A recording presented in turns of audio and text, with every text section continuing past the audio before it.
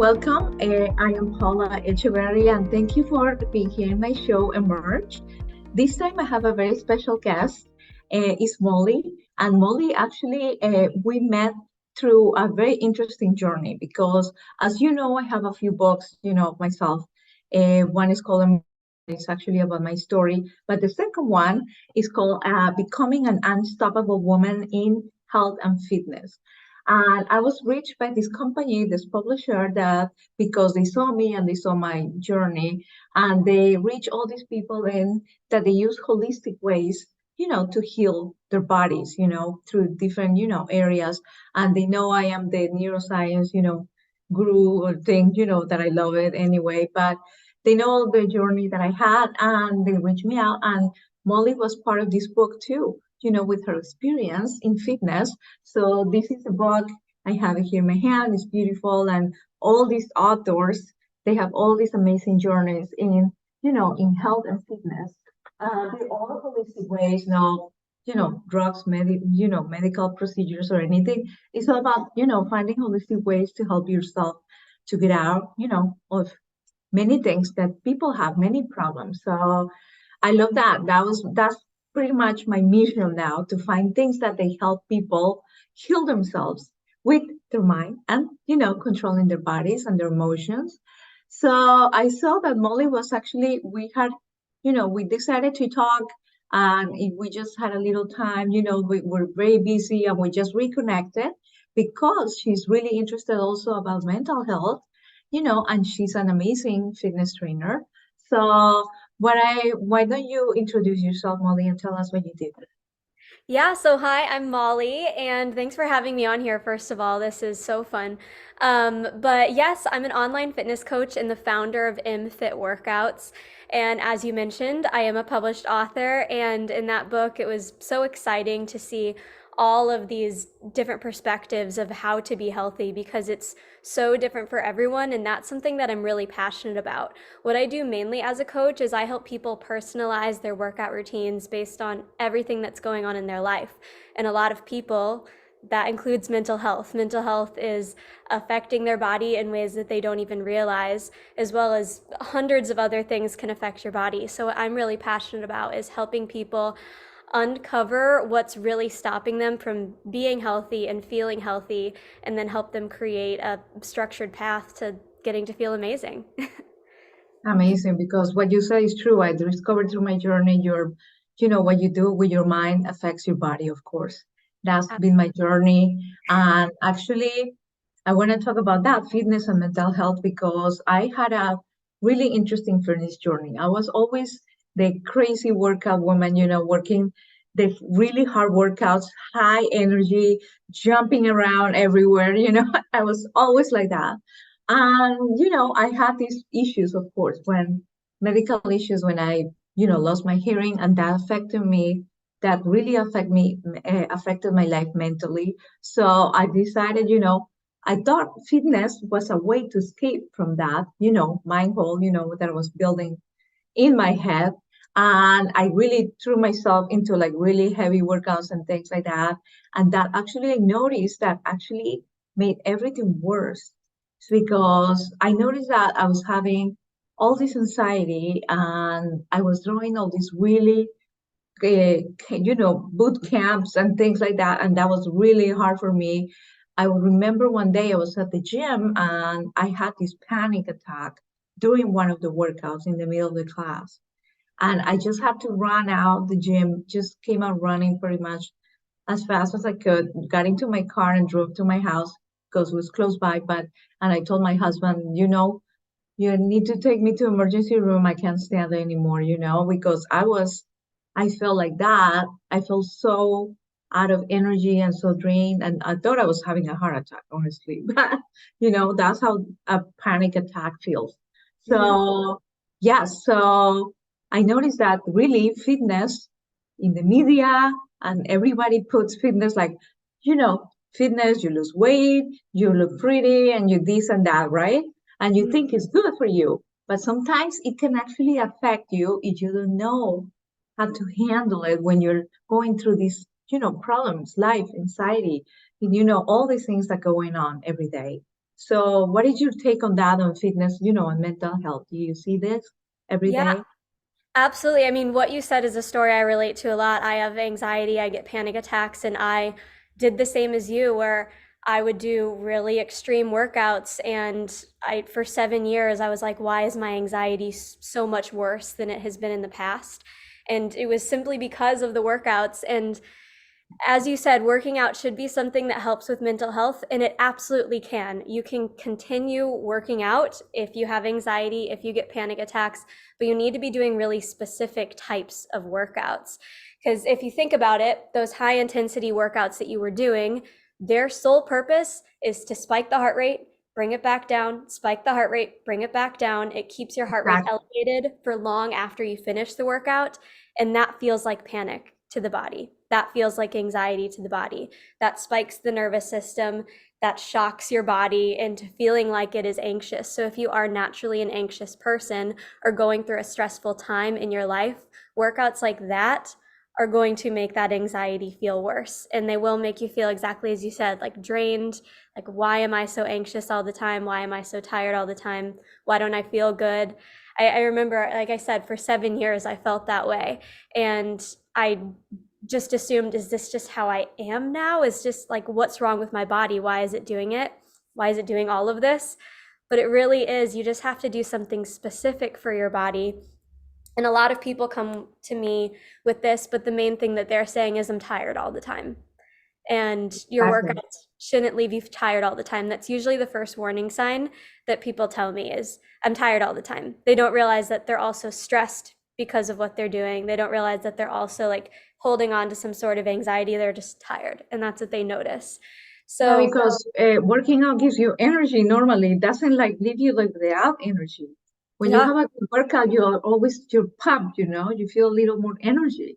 yeah. So when it's the other way, I think that's a problem, right? And It absolutely is. And I feel like there is a big gap in the fitness industry because there are a lot of professionals who don't understand that simply because they've never been there. If you are a fitness professional who has experienced anxiety, you know that you've had to try and navigate how to work out to not feel that way. But there are workouts that you can do. It's simply lower impact stuff, strength stuff, things that are more on the moderate level and not going to bring your heart rate into those spikes, which again feels like anxiety to the body. yeah, low impact workouts. Normally, after these hard times, that I had, I decided, to stop doing that because I noticed affected my body. So I Yeah. went into more, low impact. Of course, weights. I always like weights, light weights, and also the Pilates. I got into a little yoga. I'm not a big yoga fan, but I get a little yoga. But Pilates really helped my life for some reason. I really like the Pilates because really strengthens your core, so for that I was really looking for help for that because I had two kids, so the core is a very, suffers a little when you have two kids anyway. So yeah, so I think that was a great way, to go back in shape, to do that.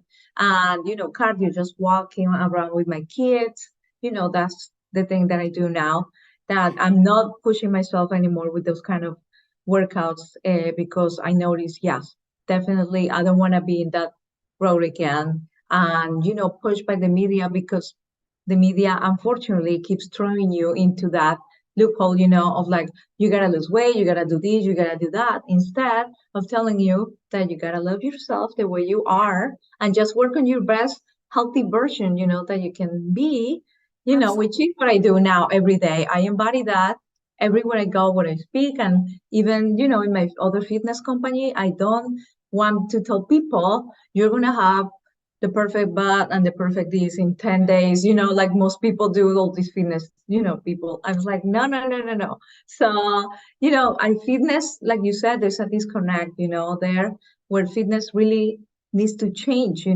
needs to evolve a little, to make women more feel love themselves, of course, but use fitness as a tool to be healthy and strong, to have motivation to work, to push their goals, all of that, which is so important. And people are not doing that.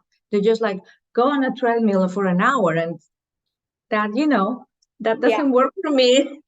So I'm like, So Absolutely. And the good news is there are so many ways you can move your body that can work with your life. They can be really short workouts, really long workouts, like whatever you need, you can find something that fits into that space. You can still lose weight while doing workouts that feel good to your mental health and to your body. Like certain workouts will cause you to bloat and lose weight. Certain workouts will make you not bloat and also lose weight. There are so many things that you can do.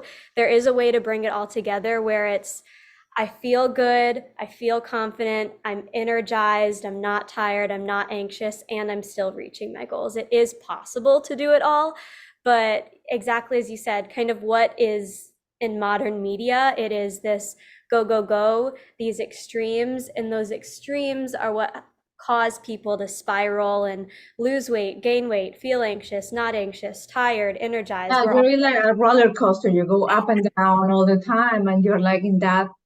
And some people just go to a gym and they do all these workouts for years and years, and they still don't see real changes in their bodies. And you're like, well, so many women in that thing, So, you need to be more strategic.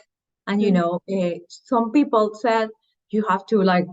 I know people that they work out like hours a day, and I was like, what? So you don't need to work out hours a day, to have a good body. You can just do strategically, have a strategy about your workouts during the week, 20, 30 minutes, organize during the week that can work with your lifestyle. So what do you do for that, for example? Tell me more Yeah. about that. That's exactly what I do, in fact, for myself. I used to work out several hours a day, and now it's just 30 minutes, 4 to 5 days a week. Like that's all I'm doing. And when I was working out a lot, I was anxious. My weight would go up and down 30 pounds every few months. I was Oh bloated. Like I looked 9 months pregnant at the end of the day, that my type of God. bloated. Yes. So the more isn't always the answer. You need to find a happy middle. And what I do with a lot of my clients that come to me, because almost everyone that comes to me has a weight loss goal and just wants to feel and look different, and they think they should do more. I've had lots of people come to me and say, I just think I should be working out every day. And I say, no, no, we're not going to start you there. It's better to do a little bit consistently, the types of workouts that feel good to your body, not feel bad, but you think they get you results. So I really do challenge my clients to do less. A lot of people come to me wanting to do the most so they can reach their goals as fast as possible. And I have them slow down so that it can become a lifestyle and just feel good. But yes, what I recommend for most people is 20, 30 minutes is okay. If that's Yeah. too much for you even now, start with 5 minutes. Start with five, build to 10, work up to 20, eventually maybe get to 30. You could do 3 days a week and that's enough. It Yeah, doesn't. because some people feel weird. It's like a psychological thing in your head that you think, if I don't do, every day an hour, I'm not gonna, Yeah, have the results I want. It's a psychological thing. You really need to think about your mindset, like, think before you go to work out, I'm gonna have the results that I want, It's all in your mind too, the motivation that you give when you tell, when your vision, even visualize yourself yeah, with like the best version that you want to be, and then go for it, and then you're going to feel better. And but mindless workouts, jumping around, yes, that only hurts your knees and your, your bones and all of that, but it doesn't really get you, anywhere in the long term. Short yeah. term, maybe, but the long term is going to, backfire. So that's what I think.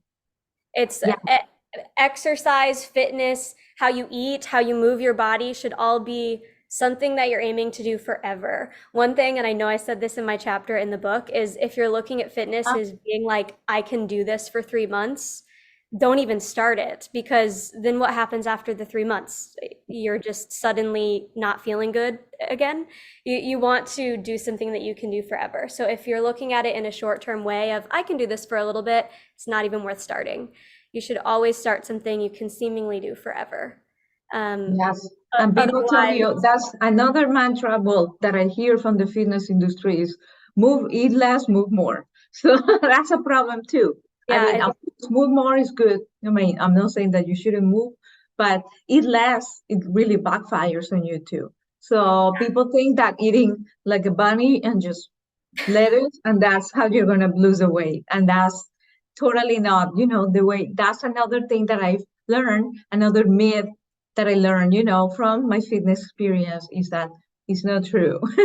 Yeah, and also It's the food. Yeah, the foods that you eat is what's nourishing you, and you need that as a fuel, for your body to work and to, lose weight too. yeah, I was about to say the same. If you're eating too little, it can also be extremely hard to lose weight. I'm so against extremes, either eating too little, exercising too much, and the extremes of both. If you're eating way too much and doing way too little, you have to find that happy middle, where Yes, it's something yes. that feels comfortable, something that helps you feel energized. But yeah, exactly as you said, if you're eating too little, it's sorry if you hear sirens in the background.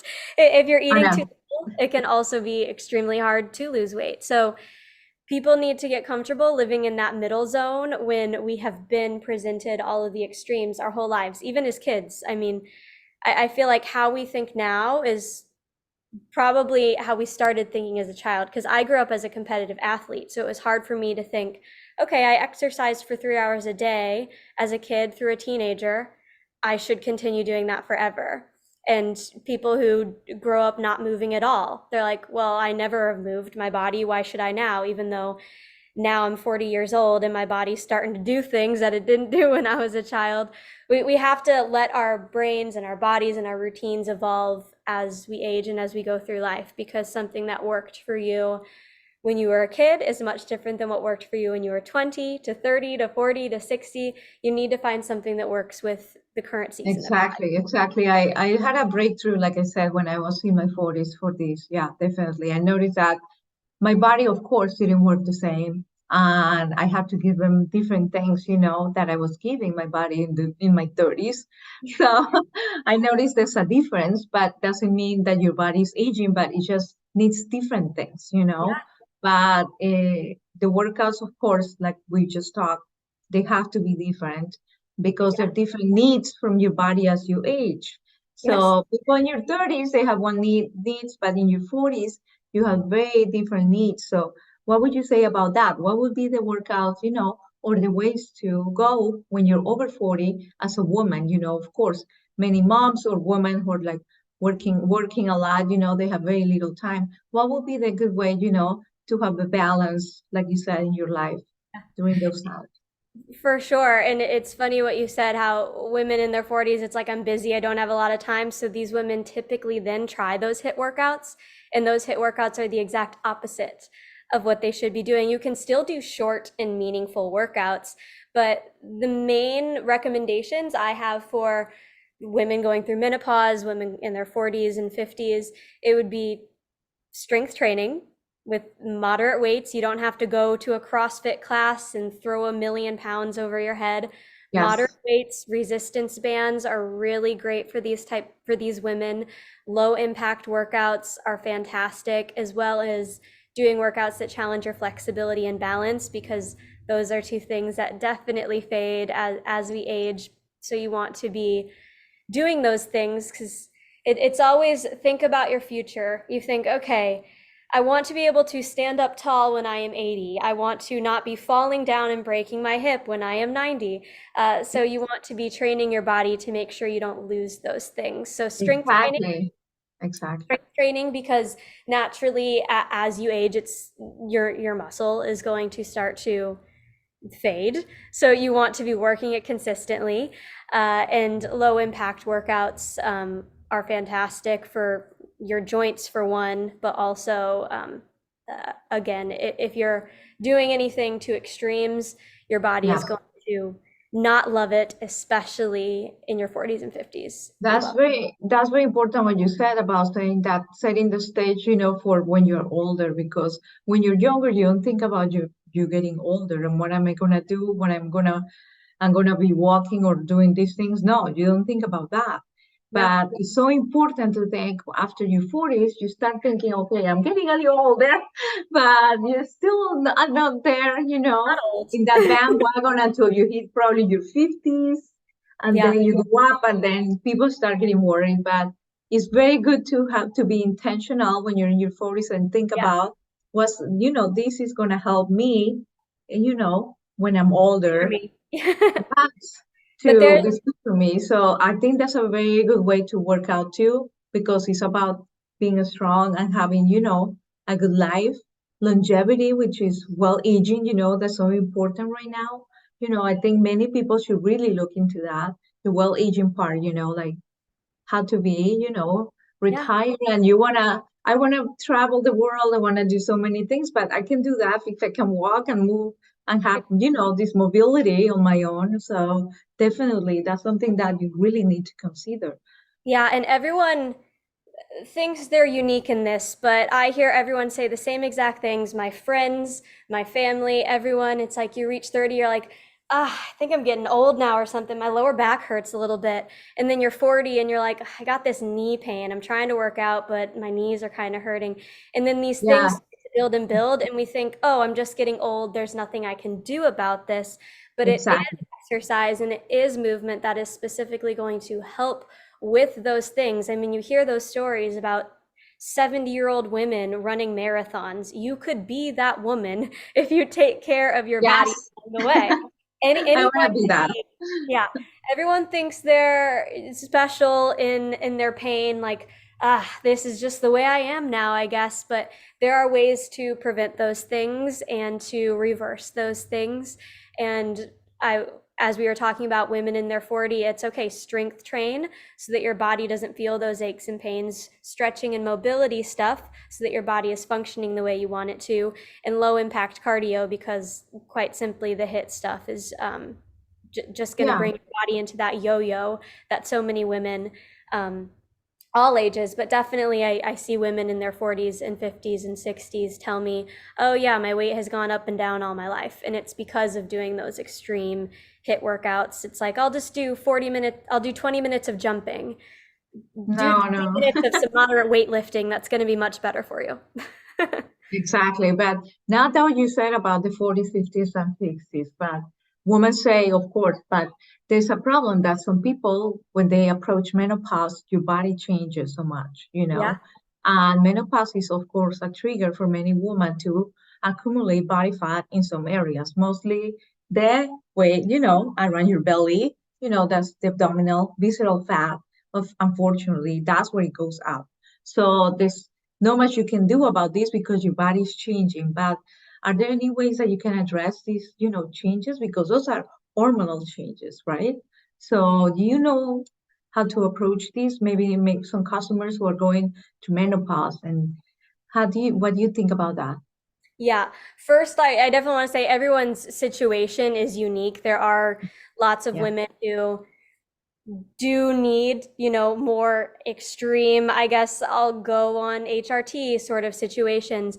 But for most women, what I notice is their body starts to change and then they hop on like a really extreme thing where I've yeah, had sure. clients before that then go on hormone replacement therapy and then they just keep Yes, playing with their hormones. They play with it a lot. And it is the change in your hormones that is causing your body to react. It's not the fact yeah, that your, estrogen or whatever, like it's not things are going down, it's that things are changing.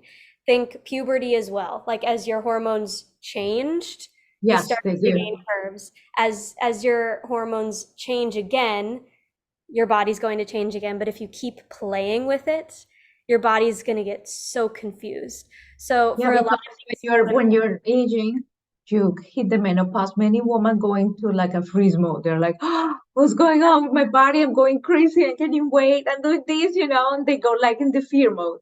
That fear spirals, of course, stress, anxiety, all these mental problems. And I mhm, had some customers who are going through that, of course. But so the fear is really a big problem because activates the yeah, amygdala, in your brain and all this, of course. The fight or flight reaction in your body shuts on, is on, and then you're doomed because you can think, your poor, concentration goes down, you have brain fog, you have all that. yeah, So that's a problem with women this age, and yeah, nobody is really addressing that right now. Unfortunately, still a taboo, menopause still a little taboo. I see some people who are coming out talking, and that's great. yeah. But still, we need to really address this Because so many women are going through this now.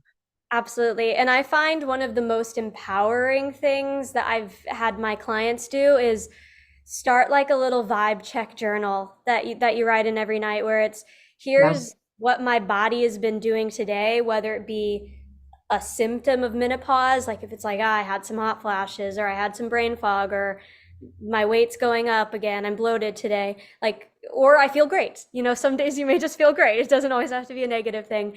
But write down that and write down some things you did in the day that may have positively or negatively impacted what you did. And this can start to reveal patterns. I'm always, let's take the holistic approach before we go start playing with medicines and hormones, and before we add things to our lives, let's see how we can adjust our current habits. So what I have found most empowering is writing down those things. And you may be like writing down, I'll just say hot flashes for one. I have hot flashes today, hot flashes today, hot flashes today. And then there's one day where you're like, I didn't. What did I do differently today? And you may think, you may realize, oh, I did this one thing. Let me try it tomorrow. And then you're like, oh, well, this actually helped. Let me keep doing it. And then you can start to manage your symptoms in that way by just messing with your habits and keeping track of things. Because I think most frustrating thing for most women is just feeling so out of control of what's happening with your body. And you can rein some control in when you start tracking things. And also, I mean, working with, if you're truly struggling with a lot of things, talking to coaches and experts who can help you find those spaces where they may say, okay, let's try this habit and see if it helps all of these things. And it is going to be different for everyone. Like I said, everyone's body is so different, but exercising can definitely help with the mood, the energy, and the body changes that you're experiencing. And then some of those other I guess more niche things that some women experience. There's so many. I was looking the other day, a doctor talking about that, and there's like 40 symptoms. It's a whole list.